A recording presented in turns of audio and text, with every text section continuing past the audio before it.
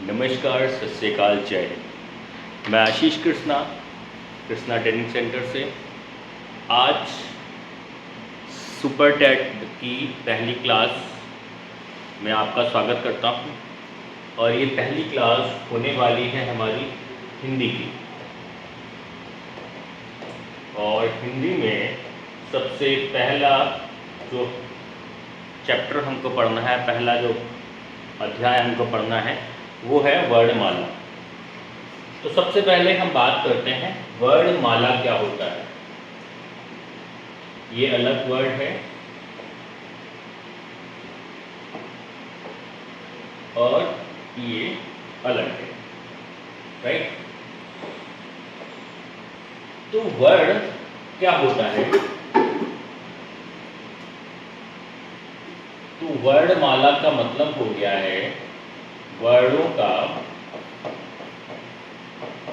व्यवस्थित क्रम क्या कहलाता है? वर्णमाला कहलाता है। क्या कहलाता है? वर्णमाला कहलाता है।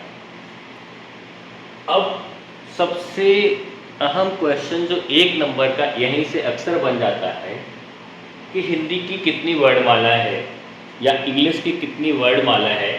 तो माय डियर स्टूडेंट्स, ये बात याद रखना है, किसी भी भाषा की जो वर्णमाला होती है वो हमेशा एक होती है। किसी भी भाषा की जो वर्णमाला होती है हमेशा एक होती है। अब हम बात करते हैं वर्णमाला जो शब्द है वो कहाँ से आया है। उसका पहला ओरिजिन अगर आप देखेंगे तो वर्ण, और दूसरा हो गया माला।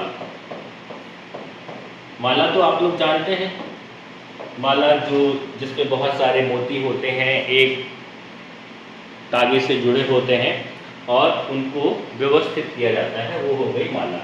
तो ये क्या है? वर्णों की माला है। तो वर्ण क्या होता है? वर्ण होता है ध्वनि।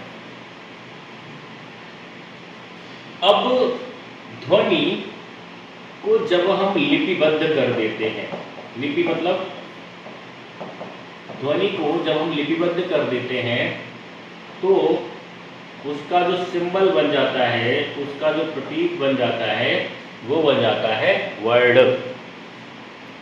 अगर आपसे प्रश्न पूछे ध्वनि का लिपिबद्ध रूप क्या कहलाता है, तो ध्वनि का लिपिबद्ध रूप वर्ण कहलाता है, राइट।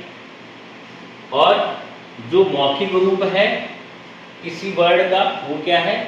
ध्वनि। और माला हो गया इन वर्णों का जो व्यवस्थित क्रम है जिनको हमने एक धागे में पिरोया हुआ है, जैसे हमारे यहाँ हिंदी में मिल जाता है आपको आ से लेकर ज्ञा, राइट। तो यहाँ पर जब हम वर्णमाला की बात करते हैं तो इन वर्णों को फिर हमने बांटा हुआ है कितने में? 2 भागों में।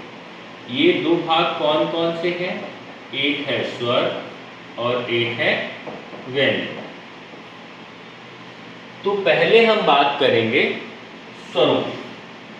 ये वर्णमाला का पूरा चैप्टर अगर मैं कितना भी समराइज करूंगा, जो आपके सुपर टेट लेवल की जो समराइजिंग होगी वो कम से कम 2 से 3 लेक्चर तक जाएगी, राइट। और ये समझ में आ गया तो आप आगे की कहानी बड़े आसानी से समझ लेंगे। तो स्वर क्या होते हैं? वे वर्ण जिनका उच्चारण कैसे हो रहा है? स्वतंत्र रूप से हो रहा है, यानी कि जिनको हम स्वतंत्र रूप से बोल सकते हैं, जिनको हम स्वतंत्र रूप से उच्चारण कर सकते हैं वो क्या कहलाएंगे? स्वर कहलाएंगे, राइट। अब ये स्वर कितने होते हैं, कौन कौन से होते हैं? तो पहले हम बात कर लेते हैं कितने होते हैं। तो अगर हम बात करें हिंदी वर्णमाला में तो स्वरों की कहानी शुरू कहाँ से होती है? आ, आ ई ई उ ऋ ए ऐ ओ औ अं आ। राइट।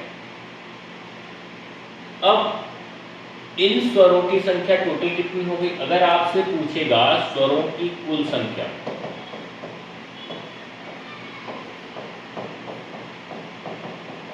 स्वरों की कुल संख्या कितनी हो गई? 1 2 3 4 5 6 7 8 9 10 11 12 13 कितनी हो गई?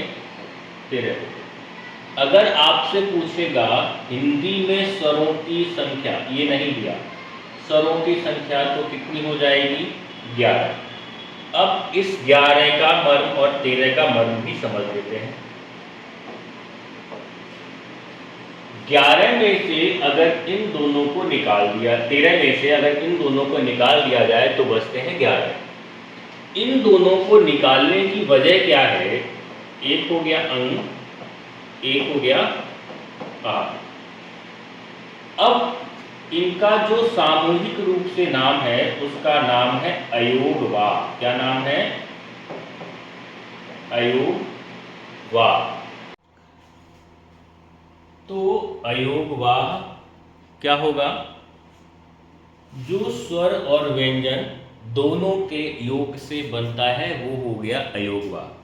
या एक अभी हाल ही में मैं किसी पीसीएस एग्जाम के लिए देख रहा था, तो उसमें आया था स्वरों और व्यंजनों को जोड़ने वाली जो कड़ी होती है, जोड़ने वाला जो बांध होता है, वो क्या होता है? वो होते हैं हमारे अयोगवाह।